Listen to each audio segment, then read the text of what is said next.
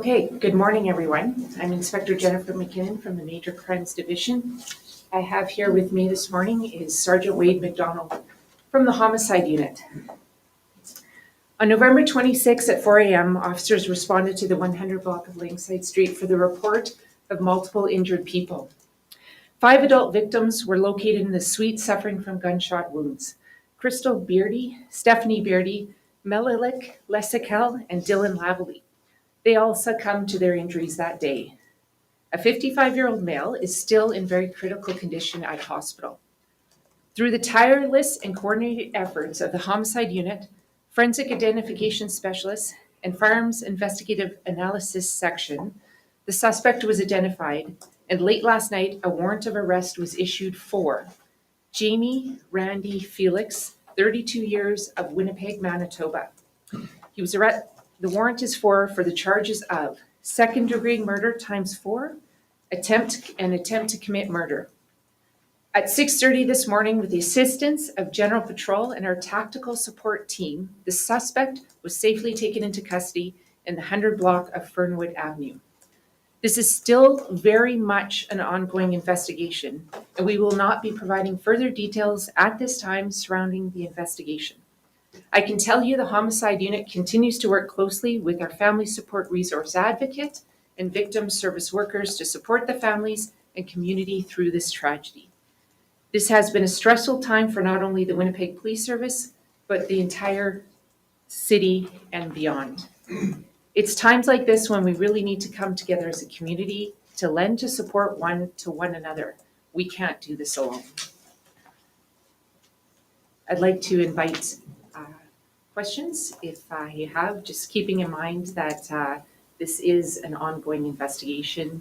It's very early this morning that we have the suspect in custody. So Sergeant McDonald and myself will do our best to answer what you have. Do you have any other suspects? No. Fernwood, was that a residence? Where is it? It is a residence. Did the victims know the suspect at all? It's too early to say in the investigation at this time. Has the firearm been recovered? We're still working through this. Was the suspect in the room with the other victims on the night of the shooting? Again, that's gonna speak back to the investigation. We have the suspect in custody, and that's going to come out further as we move forward. Does this suspect have any prior convictions? The suspect is known to police. The first in custody, is that his home? You know what? I think it would be too early for me to make that assumption. I don't know the dynamics of his relationship to that location at this time. On Monday, Chief Smythe said that a lot of people who commit these types of crimes are on parole or on bail. Is that the case here? He was on a court release. I don't have the details to what that release order was and the circumstances surrounding it at this time. And when was the suspect's identity confirmed by police? It was confirmed yesterday, within the day. Are Fernwood crews or police still at the scene? What scene are we referring to? Both. The homicide scene or the scene of the homicide scene? Actually, Sergeant McDonald might be able to speak better to that. He's the lead sergeant in charge of this investigation. Good morning, everyone. No, we are no longer at the Langside scene. How long were police there for? We cleared the scene yesterday afternoon. Are you able to go through what officers were dealing with on Sunday at the scene? Well, my investigative team was called out early Sunday morning. Since that time, over the last number of days, we've worked endless hours, conducting canvases, reviewing video, conducting interviews, and attempting to solve this as quick as we can. Can you speak about how many resources this took, like how many officers, how many vehicles? I could say that the executive management team was very supportive of this. Whatever I needed, they provided. Do we have any more information about how the victims knew each other? That's forming part of our investigation right now, determining background information on the victim and the suspect in the relation to the residents as well as the suspect to the victim. Have police spoken with the resident?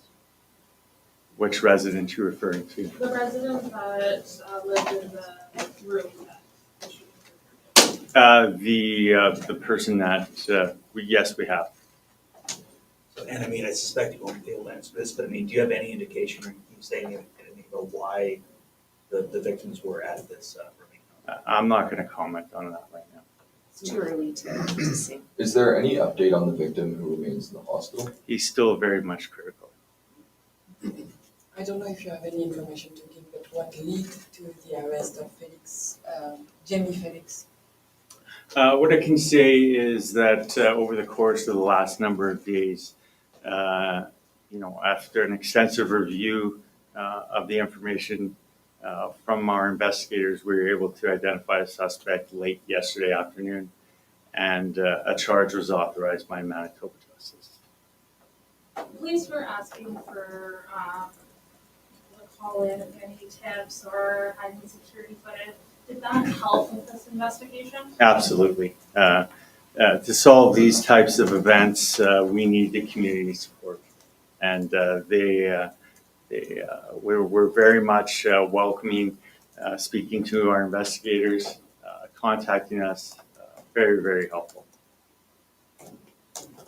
What are the next steps and when can we expect another update if there will be any? The next steps is continue on with the investigation.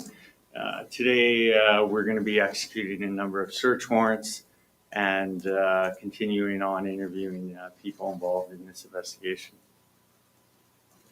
Are you anticipating making more arrests? At this time, I don't know. Again, you gotta realize, we just have the suspect in custody this morning, so that's gonna take some time to work through this investigation. But at this point, I believe you have one homicide suspect, but there may be more people connected to the investigation. Yes, correct, yes. Do we know anything about a possible motive? I know last time we sort of discussed like gang, drugs related activity potentially. Yeah, I'm not going to get into that motive right now. How many police officers work on this case? I couldn't give you a number, but I can say several. And I can extend further, like this is Sergeant McDonald, he runs the homicide unit, but this is a collective effort through all our units within the police service coming together. So we're looking at, our obvious tactical support team, general patrol, the forensic identification specialists, many resources, even our civilian members in our court unit, when we identify this suspect and being able to get the charges laid and over to our magistrates. This is a combined effort within our service. This investigation is obviously driven through the tireless efforts of the homicide unit, but there's a lot of other people and a lot of other units within our service that brought us to this arrest this morning. On Monday, Chief Smith said that there may be extra police resources in West Broadway area. Is that still the case? Will there continue to be more? I can't speak to Chief Smythe. Obviously, making this arrest, I think, should give the community of West Broadway some relief. But in regards to further resources, I can't speak to what the plan is for that area. Speaking building off what my colleague said there, I mean, what's your message to the public who perhaps were feeling at ease, not at ease over the past 2 days? I think we've all felt not at ease, including the police service, right?